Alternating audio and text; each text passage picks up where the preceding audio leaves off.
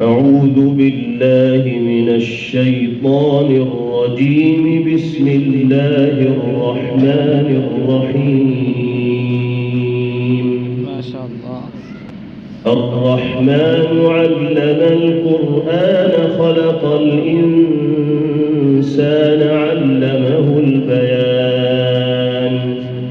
الشمس والقمر بحسبان والنجم والشجر يسجدان والسماء رفعها ووضع الميزان ألا تطغوا في الميزان ما شاء الله. وأقيموا الوزن بالقسط ولا تخسروا الميزان والأرض وضعها للأنام فيها فاكهة والنخل ذات الأكمام والحب ذو العصف والريحان فبأي آلاء ربكما تكذبان خلق الإنسان من صلصال كالفخار وخلق الجان من مارج من نار فبأي آلاء ربكما تكذبان رب المشرقين ورب المغربين فبأي آلاء ربكما تكذبان مرج البحرين يلتقيان بينهما برزخ لا يبغيان فبأي آلاء ربكما تكذبان يخرج منهما اللؤلؤ والمرجان فبأي آلاء ربكما تكذبان وله الجوار المنشآت في البحر كالأعلام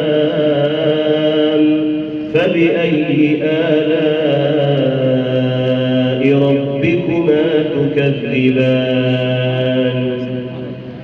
كل من عليها فان ويبقى وجه ربك ذو الجلال والإكرام فبأي آلاء ربكما تكذبان يسأله من في السماوات والأرض كل يوم هو في شأن فبأي آلاء ربكما تكذبان سنفرغ لكم أيها الثقلان فبأي آلاء ربكما تكذبان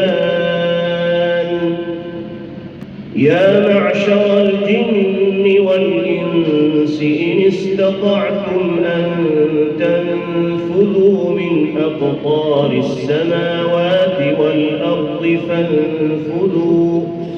فانفذوا لا تنفذون إلا بسلطان فبأي آلاء ربكما تكذبان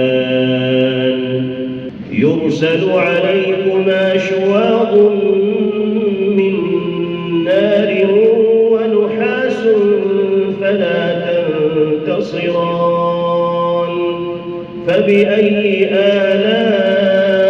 آلاء ربكما تكذبان فإذا انشقت السماء فكانت وردة كالدهان فبأي آلاء ربكما تكذبان فيومئذ لا يسأل عن ذنبه إنس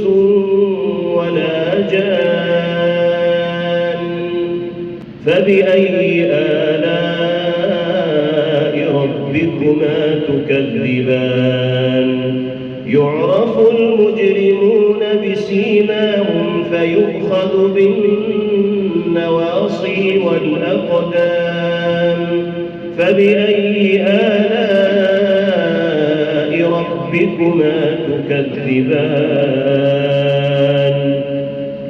هذه جهنم التي يكذب بها المجرمون يطوفون بينها وبين حميم آن فبأي آلاء ربكما تكذبان صدق الله العظيم. جزاكم الله خيرا وأحسن الجزاء.